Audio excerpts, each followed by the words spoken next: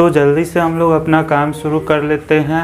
Last class में हम लोग एक सीधे धारावाही चालक तार के कारण चुंबकीय क्षेत्र निकालना सीखे थे और उसका अलग अलग केस का भी हम लोग चर्चा किए थे। तो काफ़ी इम्पोर्टेंट रिज़ल्ट था। जो लोग चैनल पे नए हैं या पिछला वीडियो नहीं देखे हैं तो जाके उसको देख लीजिएगा, क्योंकि आगे उसी का हम लोग डायरेक्ट रिज़ल्ट हम लोग यूज करेंगे। μ0I/2πd या एक जनरलाइज रिज़ल्ट दिए थे। अनंत लंबाई का अगर चालक तार था तो μ0I/2πd हुआ था और उसका जनरलाइज रिज़ल्ट भी हम लोग किए थे cos θ1 - cos θ2 करके। तो डेरिवेशन को एक बार आसानी से आप लोग देख लीजिएगा, एकदम समझ में आ जाएगा, थोड़ा भी प्रॉब्लम नहीं होने देंगे आप लोग को। और आज का क्लास हम टॉपिक लिख दिए हैं। टॉपिक आपको देखने में बड़ा लगेगा लेकिन विश्वास कीजिए एकदम आसानी से चुटकी में सॉल्व हो जाएगा। तो हेडिंग आपका आज के क्लास का लिखे हैं वृत्ताकार धारावाही कुंडली के केंद्र पर चुंबकीय क्षेत्र, मैग्नेटिक फील्ड या जिसको कि बी फील्ड कहते हैं at the centre of current carrying circular loop. तो बोर्ड एग्ज़ाम भी आप लोग का आने वाला है। बिहार बोर्ड में काफ़ी सहूलियत भी आप लोग को मिलने वाला है, जैसा है कि सभी आपको दुगना ऑप्शन देगा। यानी अगर 70 क्वेश्चन आपको बनाना है तो 140 क्वेश्चन रहेंगे। तो एग्ज़ाम के लिहाज से भी जो भी विषय आप लोग आसानी से पढ़ सकते हैं, समझ सकते हैं, उसको कवर कीजिए। और फिज़िक्स में तो डरने लायक तो कोई सब्जेक्ट आपका है नहीं, केवल यही है कि सिंपली एक एक लड़ी बिल्कुल जैसे कि रस्सी तैयार होता है, एक एक धागा मिल के रस्सी बन जाता है। तो हर एक कंसेप्ट को आप लोग को धीरे धीरे आत्मसात करते जाना है, समझते जाना है। तो आज का टॉपिक देखिएगा, इतना आसानी से आप लोग को समझ में आ जाएगा। एक बार पढ़ने के बाद तो बिल्कुल भी नहीं भूल लिएगा। तो क्या कर रहे हैं हम लोग देख लीजिए। कर रहे हैं कि कोई वृत्ताकार आपका इस तरह से धारावाही कुंडली है। तो एक कुंडली इस तरह से वृत्त के शक्ल में हम बना दिए हैं और उस धारावाही है तो कह दिए कि इसमें करंट आई फ्लो हो रहा है। और अगर इस तरह से करंट बह रहा है, मतलब कैसे बह रहा है, घड़ी के सुई के विपरीत दिशा में आप चाहिएगा तो घड़ी के सुई के भी दिशा में ले लीजिएगा, उससे कोई फर्क हम लोग को नहीं पड़ रहा। तो एकदम ध्यान से यहाँ पे केवल फिगर देखिए, कितना सिंपल फिगर है कि एक वृत्ताकार कुंडली है, उससे विद्युत धारा आई प्रवाहित हो रही है। करंट एलिमेंट की चर्चा हम पहले भी कर चुके हैं कि करंट का या धारावाही चालक तार का एक छोटा सा हिस्सा लेते हैं। तो यहाँ पे इसका एक छोटा सा करंट एलिमेंट हम लोग ले रहे हैं डीएल, एक छोटा सा हिस्सा। देखने के लिए बड़ा बना दिए हैं लेकिन एक्चुअल में यह डीएल क्या है, बहुत छोटा सा हिस्सा है। और उसके साथ दिशा अटैच कर देते हैं आई, जो कि विद्युत धारा की दिशा है। तो करंट एलिमेंट को हमने क्या बना दिया, वेक्टर। वेक्टर होने के लिए क्या चाहिए, डायरेक्शन चाहिए, मैग्नीट्यूड चाहिए। तो यह जो लंबाई है डीएल, यह इसका मैग्नीट्यूड हो गया और विद्युत धारा की जो दिशा है वह इसका डायरेक्शन हो गया। तो इसको डीएल को करंट एलिमेंट कहते हैं, पहले भी चर्चा किए हैं। तो एक छोटा सा करंट एलिमेंट हम लोग इसका एक डीएल ले लेते हैं। कुछ नहीं करते हैं, सेंटर ओ से इसको मिला दिए और मान लीजिए कि यह आर ले लीजिए, ए ले लीजिए, कुछ भी ले लीजिए। हो सकता है कि आपका धारावाही कुंडली है, इसका रेडियस ए अगर लेना चाहते हैं तो ए ले लीजिए। मान लीजिए कि यह धारावाही कुंडली है और इसकी त्रिज्या जो है वह हमने ए मान लिया कि यह त्रिज्या ए है। तो ओरिजिन को करंट एलिमेंट डीएल से मिला लिए, वेक्टर उसका मान लिए आर। तो मैग्नीट्यूड ऑफ आर ऑब्वियस सी बात है क्या हो जाएगा बता दीजिए। तो अगर त्रिज्या ए है तो मैग्नीट्यूड ऑफ आर क्या हो जाएगा, ए हो जाएगा। अब बायो सेवार्ट के नियम में आप लोग पढ़े थे कि किसी करंट एलिमेंट डीएल के कारण इस तरह से बताए थे कि कोई रैंडम साइज का तार है, इससे एक छोटा सा एलिमेंट डीएल लेते हैं और इससे आर पोजीशन वेक्टर आर पर बी फील्ड निकालना होता था। तो मान लेते थे कि यहाँ पे बी फील्ड इस करंट एलिमेंट डीएल के कारण डीवी है, जो कि क्या होता था μ0/4π I डीएल क्रॉस आर बटा आर क्यू। यह बायो सेवार्ट का नियम आप लोग अच्छी तरह से पढ़ चुके हैं। अब इसी नियम का यूज करके हम इस करेंट एलिमेंट डीएल के कारण इसके सेंटर पर बी फील्ड मान लेते हैं कि एक करेंट एलिमेंट डीएल के कारण बी फील्ड सेंटर पे डीवी है, तो डीवी का मान निकालेंगे किससे? बायो सेवार्ट के नियम से। तो यह हम यहाँ पे चर्चा कर दिए कि अगर आप लोग नहीं देखे हैं तो बायो सेवार्ट का नियम देख लीजिएगा। तो मेन काम मेरा है आप लोग को कि केवल कंसेप्ट अच्छे से आप लोग को समझ में आ जाए। तो धारावाही वृत्ताकार कुंडली है, विद्युत धारा I प्रवाहित हो रहा है, कुंडली की त्रिज्या A मान लिए हैं और एक छोटा सा करेंट एलिमेंट DL लिए हैं जो कि केंद्र से मिला दिए DL को, जिसका कि पोजीशन वेक्टर क्या है? R है। तो इस करेंट एलिमेंट DL के कारण सेंटर पे बी फील्ड आपका है DB और dV बराबर बता दीजिए बायो सेवार्ट के नियम से क्या होगा? तो dl के कारण क्या हो जाएगा? Mu naught upon 4 pi I dl cross R बटा R क्यू। यह हम लोग पहले पढ़ चुके हैं, आसानी से यह रिजल्ट हम लोग पहले पढ़ चुके हैं। तो यहाँ पे अब देख लीजिए कि अगर रेडियस A है तो मैग्नीट्यूड ऑफ R आपको क्या लेना होगा? A लेना होगा। तो यह वेक्टर फॉर्म में है, क्रॉस प्रोडक्ट काफ़ी वेक्टर के प्लेलिस्ट में आप लोग से चर्चा कर चुके हैं। तो इसी को क्या लिख सकते हैं? तो अगर इसका मैग्नीट्यूड हम केवल लेना चाहे तो मैग्नीट्यूड क्या हो जाएगा? तो mu naught upon 4 pi I और dl क्रॉस R पहले भी चर्चा किए हैं कि A क्रॉस B का मैग्नीट्यूड क्या हो जाता है? AB sine theta. तो ठीक उसी तरह से dl और R। तो यहाँ पे आप लोग देखिएगा कि यह जो dl है देखने के लिए बड़ा बना दी है, लेकिन एक्चुअल में क्या है? यह एक बहुत छोटा सा करेंट एलिमेंट है और यह R है। आपको पता है कि वृत्त के स्पर्श रेखा के इस तरह से अगर यह dl है तो कैसे होगा? बिल्कुल एक टेंजेंट की तरह होगा। तो वृत्त के स्पर्श रेखा के स्पर्श बिंदु पे त्रिज्या क्या होता है? लंब होता है। यानी R और dl के बीच का एंगल आपका कितना बन रहा है?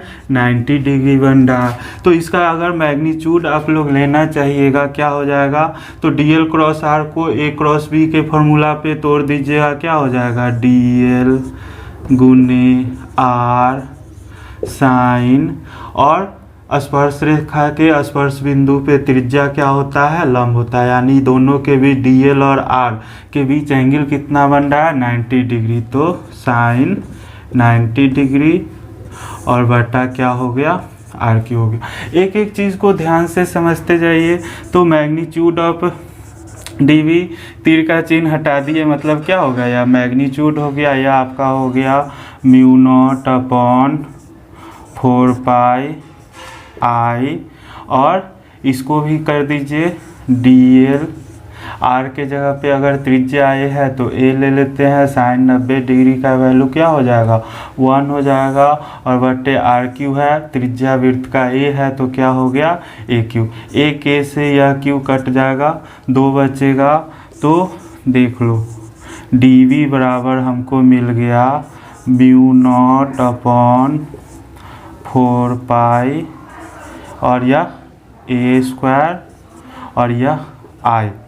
इन सब को अलग कर लिए, mu naught upon 4 pi I A² एकदम सिंपल काम कर रहे हैं और यह बच गया आपका क्या? देख लो dl। तो एक छोटा सा करेंट एलिमेंट dl के कारण वृत्त के केंद्र पर अगर मैग्नेटिक फील्ड B फील्ड या चुंबकीय क्षेत्र dV हो रहा है तो dV का मैग्नीट्यूड आपको क्या आ रहा है? म्यू नॉट I बटे 4 पाई A² dl। अब ऐसा ऐसा तो बहुत सारा छोटा छोटा छोटा छोटा बहुत सारा करंट एलिमेंट आप पूरे वृत्त पे ले सकते हैं कि नहीं। पूरे वृत्त पे ऐसा ऐसा बहुत सारा स्मॉल एलिमेंट ले सकते हैं और सभी के कारण बी फील्ड आप केंद्र पर निकालिएगा और हर एक के कारण बी फील्ड का डायरेक्शन आपका सेम ही होगा।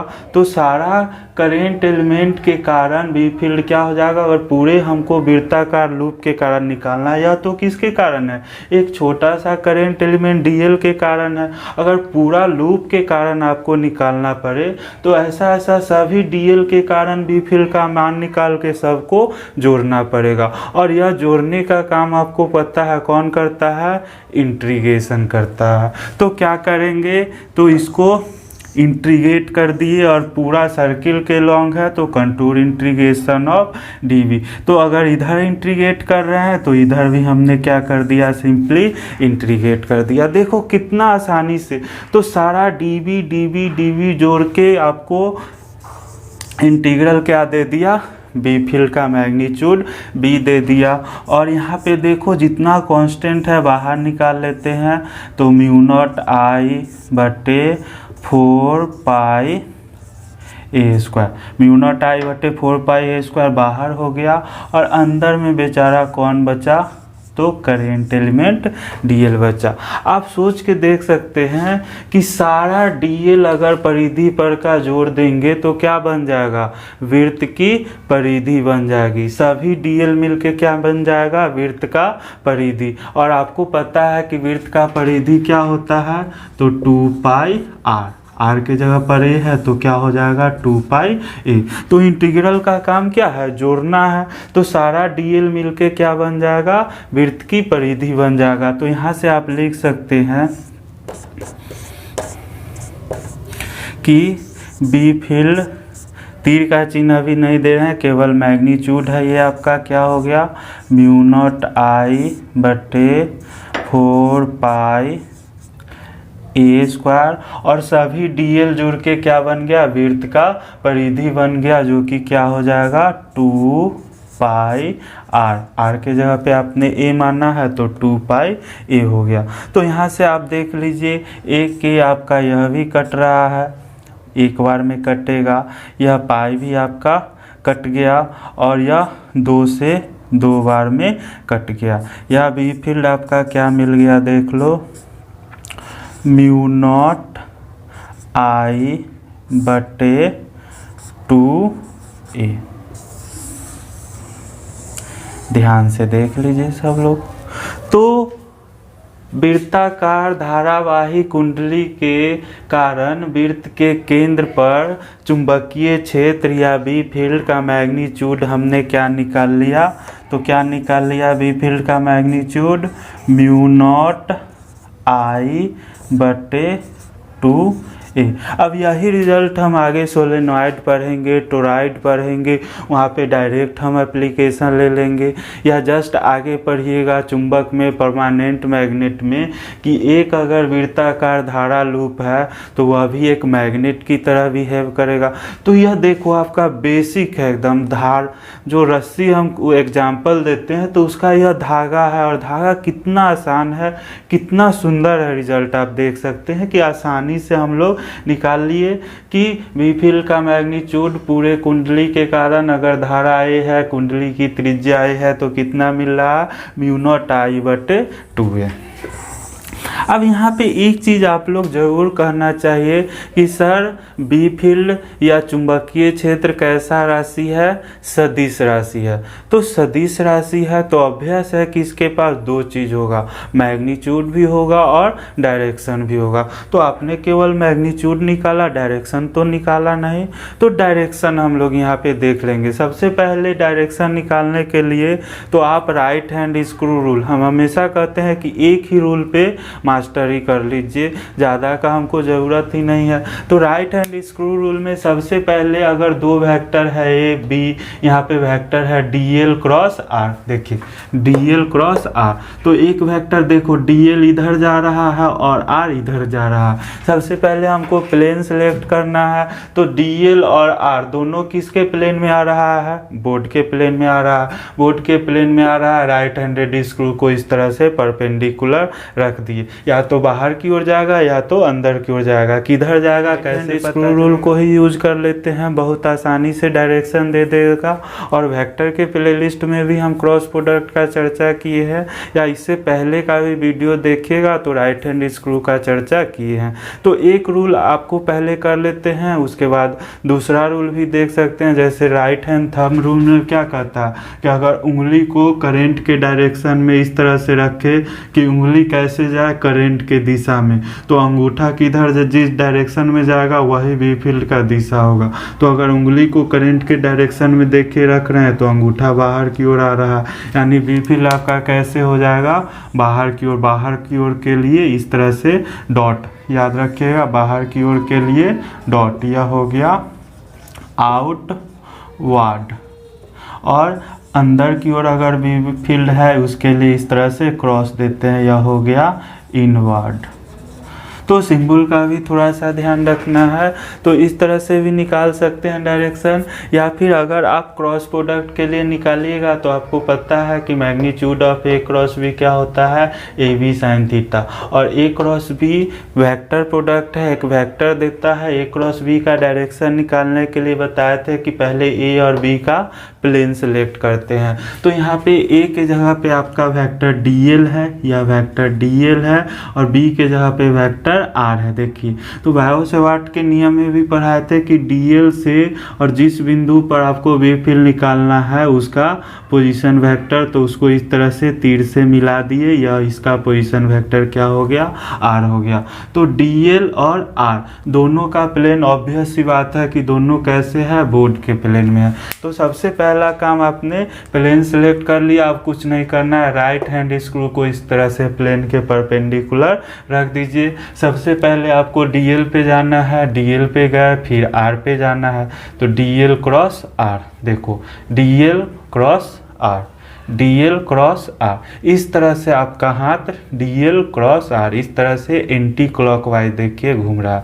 और अगर एंटी क्लॉकवाइज आपका हाथ घूम रहा है, राइट हैंडेड स्क्रू को एंटी क्लॉकवाइज घुमाएगा, क्या होगा, खुलने लगेगा, मतलब किधर आ रहा है, बाहर की ओर आ रहा है। तो बी फील्ड आपका क्या हो गया, तो क्या हो जाएगा, इसके लिए सिंबल आउटवर्ड्स या बाहर की ओर। तो आपने मैग्नीट्यूड भी बता दिया और डायरेक्शन भी दे दिया, तो यहाँ पे अब हम तीर का चिन्ह देख सकते हैं। तो बहुत आसान है आप लोग का, एक बार जल्दी से हम लोग रिवाइज कर लेते हैं, फिर एक छोटा सा प्रॉब्लम भी बनाएंगे और देखिएगा कि कितना आसानी से आप लोग इसको यूज़ कर सकते हैं, रिलेट कर सकते हैं, और आगे के चैप्टर में यह कितना ज़्यादा आप लोग को हेल्पफुल रहने वाला है। तो जल्दी से देख लीजिए, वृत्ताकार धारावाही कुंडली के केंद्र पर चुंबकीय क्षेत्र निकालना था। वृत्ताकार कुंडली बना लिए, धारा इसमें I प्रवाहित कर दिए। अब इसका छोटा सा करंट एलिमेंट DL ले लिए और इसको केंद्र से पोजीशन वेक्टर R के द्वारा मिला दिए, जहाँ की आपका बी फील्ड निकालना है। तो इस स्मॉल एलिमेंट DL के कारण अगर केंद्र पर बी फील्ड DB था, तो बायो-सेवार्ट के नियम से DB बराबर क्या हो गया, μ0/4πI DL क्रॉस R बट्टा R3। यहाँ पे अगर इसका मैग्नीट्यूड लेंगे तो μ0/4πI, और ए क्रॉस बी का मैग्नीट्यूड क्या होता है, AB साइन थीटा, जहाँ पे थीटा क्या है आपका, तो वेक्टर ए और बी के बीच का एंगल है। ठीक इसी तरह से DL क्रॉस R किए तो DL गुना R साइन। अब यह एंगल 90 डिग्री कैसे हुआ आपके माइंड में आएगा, देखिए तो यह DL क्या है, स्पर्श रेखा या टेंजेंट है इस बिंदु पे, देखने के लिए थोड़ा सा बड़ा है, और यह आर आपका वृत्त का त्रिज्या है। और आपको पता है कि स्पर्श रेखा या टेंजेंट के स्पर्श बिंदु पे त्रिज्या क्या होता है, लंब होता है, यानी डीएल और आर के बीच एंगल बन रहा है 90 डिग्री। तो dl cross r sine 90 degree बटा आर क्यू कर दिए। तो डीवी बराबर हो गया mu naught upon 4 pi I dl, r के जगह पे ए रख दिए, साइन 90 डिग्री 1 हो गया, आर के जगह पे ए रखिएगा तो ए से ए क्यू कट गया, बचा क्या, ए स्क्वायर। तो मैग्नीट्यूड ऑफ डीवी आपका हो गया म्यू नॉट अपॉन 4 पाई आई बटे ए स्क्वायर और या डीएल।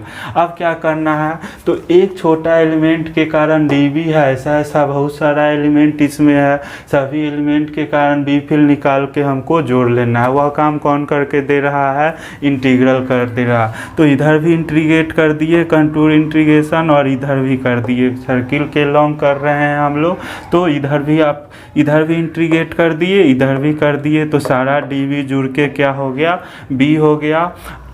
जितना कांस्टेंट था म्यू नॉट आई 4 पाई ए स्क्वायर बाहर निकल गया, अंदर डीएल बचा। तो सभी डीएल आप जोड़िएगा तो क्या बन जाएगा, वृत्त का परिधि बन जाएगा। आपको पता है वृत्त का परिधि क्या होता है, 2 पाई आर। तो 2 पाई आर के जगह पे ए रख दिए हैं, ए से अगेन आपका ए के यहाँ पे कट गया, 2 पाई से या 4 पाई 2 बार में कट गया, तो बी फील्ड हो गया mu naught upon 2 pi I. तो mu naught upon 2 pi I जो है mu naught upon 2a, sorry mu naught I upon 2a, यह मैग्नीट्यूड हो गया। डायरेक्शन निकालने के लिए बताया कि या तो आप राइट हैंड स्क्रू रूल का यूज कीजिए, तो प्लेन सेलेक्ट करना है, या डीएल है या आर है, दोनों का कॉमन प्लेन बोर्ड के प्लेन में आया।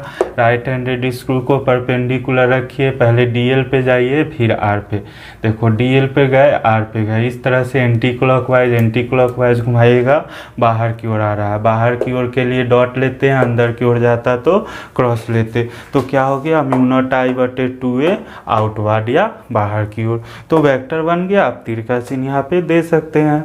तो बहुत आसान है और यही रिजल्ट आगे हम लोग यूज भी करने वाले हैं। तो एक छोटा सा प्रॉब्लम, एकदम सिंपल सा प्रॉब्लम आप लोग के लिए रखते हैं, इसी रिजल्ट के आधार पे ध्यान रखिएगा और देखते हैं, बहुत आसानी से बन जाएगा आप लोग से। तो एक बहुत छोटा सा एकदम सिंपल प्रॉब्लम आपके सामने रख रहे हैं, ध्यान दीजिएगा। यहाँ पे कर रहा है कि 1.5 सेंटीमीटर त्रिज्या के वृत्ताकार कुंडली में 1.5 एम्पीयर की धारा प्रवाहित हो रही है। यदि कुंडली में फेरों की संख्या n बराबर 25 हो तो कुंडली के केंद्र पर चुंबकीय क्षेत्र या बी फील्ड का मान क्या होगा। और यह अगर समझ लीजिएगा तो आगे का चैप्टर भी बहुत आसानी से समझ में आएगा। और समझना क्या है, देख लीजिए, इस तरह से आपका कोई वृत्ताकार कुंडली है जिसमें कि फेरों की संख्या आपका कितना है, तो कितना फेरा है, n बराबर 25 फेरा है। और करंट कितना प्रवाहित हो रहा है, तो 1 विद्युत धारा I का मान आपको दे रहा है 1.5 एम्पियर। कुंडली का रेडियस आपको पता है, R का वैल्यू दे रहा है कितना, 1.5 सेंटीमीटर। तो आपको पता है कि वृत्ताकार कुंडली के केंद्र पर अगर त्रिज्या उसका a था तो बी फील्ड का मान कितना हो रहा था, तो म्यू नॉट आई बटे 2a। यह तो आपको आसानी से पता है कि वृत्ताकार कुंडली था और एक कुंडली के लिए हम लोग निकाले थे, तो केंद्र पे बी फील्ड का मान कितना निकाले थे, म्यू नॉट आई बटे 2a। अब इसी में कह रहा है कि कुंडली में n फेरा है, तो हम लोग क्या कर देंगे, सिंपली इसमें n से गुना कर देंगे फेरों की। एक फेरा के कारण म्यू नॉट आई बटे 2a है, n फेरा है तो n से गुना कर देंगे और सिंपल उसका वैल्यू पुट कर दीजिए। तो देख लीजिए क्या हो जाएगा, तो म्यू नॉट n आई बटे 2a।